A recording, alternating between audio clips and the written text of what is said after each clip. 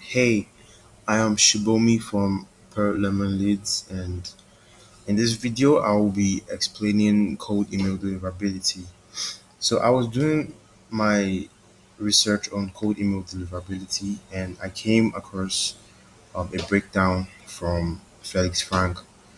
He's actually one of the co-founders at a company called Stack Optimize, and their team sends around 1 million emails every month.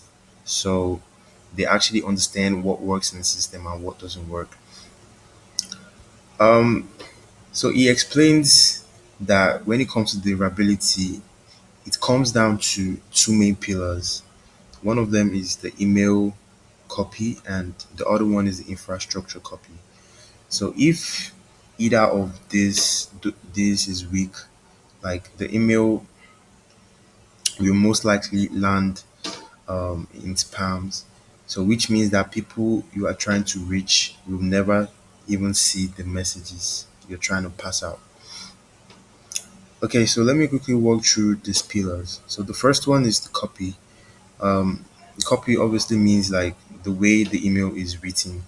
So for a long time now, people believe that the safest way to send cold email was through plain text only, with no links or images. But Felix explained that this rules isn't absolute anymore. So for example, if adding a link slightly reduces deliverability, but um, significantly increases replies, then it might still be worth keeping the link. So technically, the idea here is just testing. That you just test which one works out. So one other good point he mentioned was variability.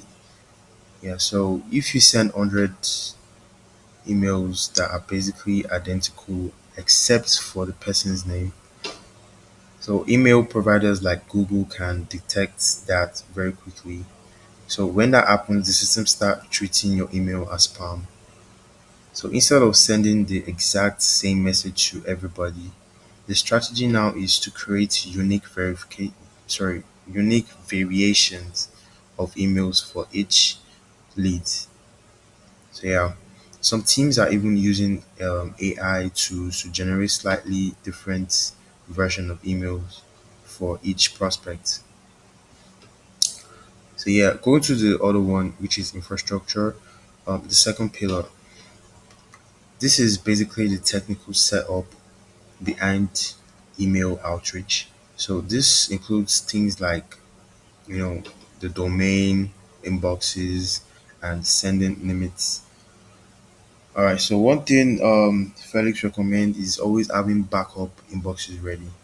And the reason why he said this was because when you run large outreach campaigns, some domains can eventually lose reputation or get flagged. So instead of stopping your campaign completely, you already have like a new inbox prepared to continue sending. You get it? So yeah, another strategy he suggests is not just relying on one email provider. For example, some teams split their sending between Google and Microsoft inbox, but this spreads like the risk and helps protect overall deliverability. So what he mentions was that the old idea of warming up an email domain for 2 weeks doesn't really work anymore. So the safest way to do this is to warm up a new domain for at least 30 days before sending outreach email.